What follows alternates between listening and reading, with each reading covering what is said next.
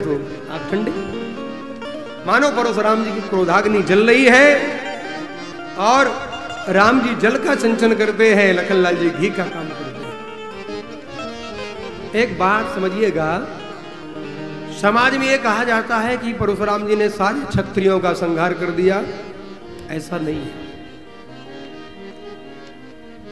है वंशी क्षत्रिय समाज जो हुआ, जिसने इनके पिता के साथ में गलत किया, इनकी मां के सामने गलत किया, केवल परशुराम जी ने उस समाज पर आक्रमण किया, पूरे क्षत्रिय समाज पर नहीं। एक बात। दूसरी बात, ये भगवान की लीला है। आज के परिवेश में, राजनीतिक संदर्भ में हर चीज को लोग राजनीति से जोड़ देते हैं। जब ब्राह्मण उद्दंड हो गए, ध्यान देना, जब ब्राह्मण आता था उद्दंड हो गए, रावण भोगी विलासी व्यभिचारी हो गया, तो मेरे प्रभु क्षत्रिय के घर में जाकर पहुंचे। ये लीला है, कोई क्षत्रिय कोई ब्राह्मण नहीं है, लेकिन लीला है प्रभु की। और ब्राह्मणों को दंड दिया। और जब क्षत्रिय समाज के लोग बिगड़ गए, तो मेरे प्रभु ब्राह्मण के यहां गए और उनको दंड दिया। इसलिए इस बात को दिमाग में बिठाइए, मेरे राम जी का चरित्र है, मेरे कन्हैया का चरित्र है, मेरे सभी अवतारों का चरित्र ना कोई ब्राह्मण का है, ना कोई क्षत्रिय का है, ये प्रभु की लीला है बस। कोई भी राजनीतिक व्यक्ति इन चरित्रों का लाभ लेने की कोशिश ना करे। और राजनीतिक लोगों को सावधान हो जाना चाहिए, सजग हो जाना चाहिए। बहुत से राजनीतिक लोग उद्दंडता करते हैं, कभी राम जी के चरित्र को लेकर, कभी परशुराम जी के चरित्र को लेकर के अनाप शनाप बोलते हैं। जिनको हिंदी साहित्य की ABCD नहीं आती, वो धर्म की चर्चा कर रहे हैं। यदि आपको बहुत शौक है राम जी पर उंगली उठाने पर और कन्हैया पर उंगली उठाने पर या परशुराम जी पर, तो आ जाओ एक बार। हम तो कई बार कहते हैं पार्लियामेंट में एक बार विद्वानों को बुलाओ, डिबेट कराओ इन नेताओं के साथ जो गधे बैठ गए जाकर। पार्लियामेंट में ज्यादा से ज्यादा गधे जाकर बैठते हैं, कोई 8वीं, कोई 5वीं, कोई 12वीं, वो बैठ कर वो हमको ज्ञान दे रहे हैं, हमको ज्ञान दे रहे हैं। विधानसभा में बैठकर, पार्लियामेंट में हमको ज्ञान दिया जा रहा है ना। हमारे प्रभु का चरित्र बिल्कुल सोने की तरह 24 कैरेट खरा है।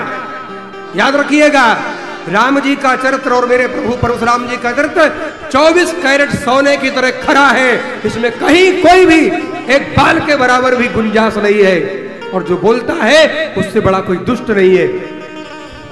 इसलिए हमको आपको सावधान रहना चाहिए। आज परशुराम जी और राम जी का संवाद हुआ है।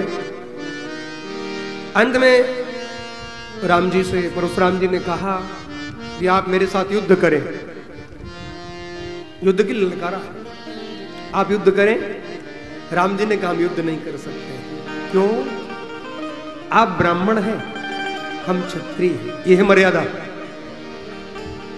और सरकार, हम आपके साथ युद्ध नहीं कर सकते, मना कर दिया। क्यों? राम जी कह रहे हैं, देव एक गुण धनुष हमारे और 9 गुण परम पुनीत तुम्हारे। हे देव, आपकी 9 गुण हैं, मेरा 1 गुण है, मैं क्षत्रिय हूं। क्षत्रिय गुण क्या है? धनुष बाण लेकर चलना। क्षत्रिय का गुण क्या है? युद्ध करना, अपने बाजुओं के ताकत से समाज की रक्षा करना, एक काम क्षत्रिय का है। और राम जी क्या कह रहे हैं? आपके तो 9 गुण हैं, ब्राह्मण के कितने गुण बताए? 9 गुण। कौन कौन से? सम, दम, तप, शौच, दया, क्षमा, सरलता, ज्ञान, विज्ञान और आस्तिकता। 9 गुण है ब्राह्मण। एक चौपाई आती है, उसमें लिखा है पूजिए विप्रशील गुणहीना, शूद्र न गुणगण ज्ञान प्रवीणा। ये चौपाई पढ़िएगा, इस पर भी राजनेता ज्ञान बघार रहे हैं। और वो क्या कहते हैं, इस चौपाई की व्याख्या कैसे करते हैं? लिखा क्या है? पूजिए विप्रशील, क्या लिखा है? शील गुणहीना। और राजनेता क्या कहते हैं? पूजिए विप्र सकल गुणहीना। अब इन गधों को पता नहीं है, ये शील का सकल कर दे रहे हैं, जबकि ब्राह्मण में 9 गुण है। यदि शील नहीं है, ब्राह्मण विद्वान है, क्रोधी है, तब भी पूजनीय है। ये कहा गोस्वामी जी ने। परशुराम जी ब्राह्मण हैं, फिर भी पूजनीय है, क्रोध है, फिर भी पूजनीय है। और दुर्वासा जी ब्राह्मण है, क्रोधी है, फिर भी पूजनीय है। तो ब्राह्मण यदि ज्ञानी है और क्रोधी भी है, तब भी वो पूजनीय है, क्योंकि एक गुण घटा, 9 गुण फिर भी बचे, 9 गुण फिर भी उसमें बचे। और राजनेता क्या कहते हैं, गोस्वामी लिख दिया है कि महाराज सकल गुणहीना, ना तुम्हें पढ़ने की अकल, ना तुम्हें समझने की अकल, ना तुम्हें रामचरितमानस देखने की अकल, और तुम कहते हो कि गोस्वामी ने गलत लिखा, चौपाई निकाल दो, पन्ने फाड़ दो, इस चौपाई को बाहर कर दो, इसमें ये लिख दिया, इसमें वो लिख दिया। ध्यान देना। अब परशुराम जी ने राम जी से कहा युद्ध करो, राम जी ने मना कर दिया। और जब बहुत कहा परशुराम जी ने, तो राम जी ने कहा देखो हम क्षत्रिय हैं, सूर्यवंशी हैं, हम काल से भी युद्ध करने से डरते नहीं हैं। और इतना कहते कहते जब राम जी बोलने लगे तो परशुराम जी को आश्चर्य हुआ। हो ना हो नारायण का अवतार हो चुका है क्या? बस उसी समय वो सारंग जो नारायण के पास रहना था, वो परशुराम जी के हाथ में था। स्पर्श किया, बोले इसमें आप प्रतंचा चढ़ा दे। राम जी के पास गए, अपने आप प्रतंचा चढ़ गई। और राम जी का सिद्धांत है, धनुष में प्रतंचा चढ़ जाए तो बाण वापस तब आएगा जब लक्ष्य का वेदन कर देगा। राम जी के बाण की विशेषता है, राम जी तरकस से निकालेंगे, प्रतंचा खींचेंगे, धनुष में चढ़ाएंगे, चढ़ाने के बाद बाण लक्ष्य को भेद देगा और वापस तरकस में आ जाएगा। ये राम जी की युद्ध कौशल है। अपने आप लक्ष्य को भेदने के बाद अपने आप धनुष बाण वापस आ जाएगा।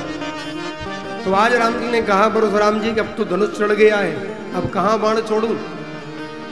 परशुराम जी बोले एक काम करो, राम जी से मेरा पाप तो समाप्त हो गया आपके दर्शन करते ही, क्योंकि मैंने भी बहुत संघार किया, मेरा पाप समाप्त हो गया, लेकिन मेरे पुण्य को आप मिटा दें, इस बाण के द्वारा पुण्य मिटा दें। अच्छा, कोई पुण्य मिटाना चाहेगा? कोई चाहेगा पुण्य मिटाना? परशुराम जी कह रहे मिटा दो। क्यों? राम जी ने कहा पुण्य मिटा दें, कैसे रहोगे? बोले पाप मिट गया, पुण्य भी मिटा दो। बोले रहोगे कैसे? बोले आपकी कृपा के अधीन रहेंगे। क्या सुंदर बात। क्यों? क्योंकि पाप भी बंधन में डालता है और पुण्य का दंभ भी कई बार बंधन में डालता है। पाप भी समाप्त हो गया, पुण्य भी मिटा दो, केवल आपकी कृपा के अधीन आगे का जीवन अब जी लिया जाएगा।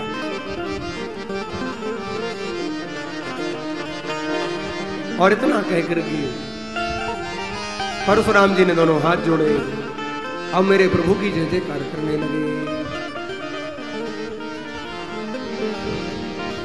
जय रघुवंश बनज बलधारो, कहन दनुज कुल दहन विशालो। जय रघुवंश बनज बलधारो,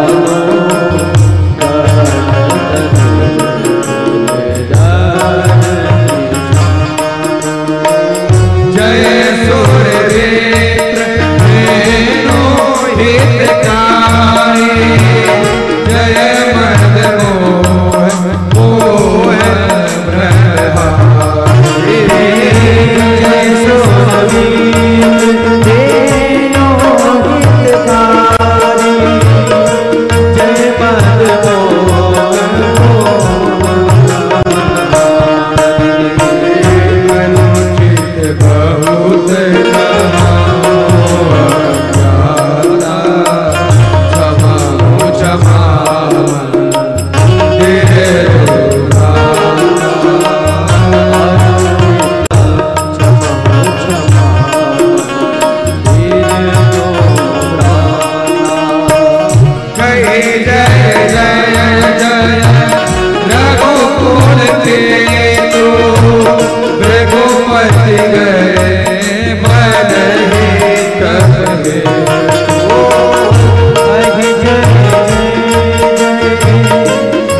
रघुकुल की तो रघुपति गए माही तब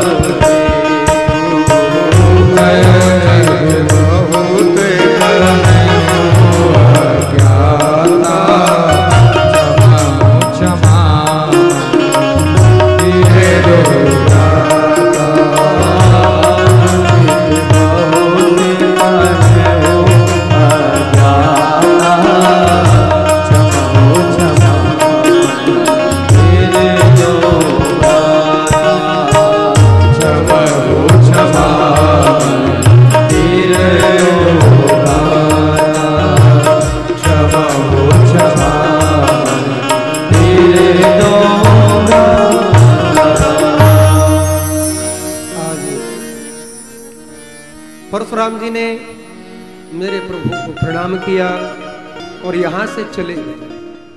परशुराम जी का दिव्य तेज राम जी में प्रवेश कर गया। अब सारी सभा में जय जयकार हुई। जनक जी महाराज प्रसन्न हुए, दौड़ कर गए विश्वामित्र जी के पास और कहा कि अब मैं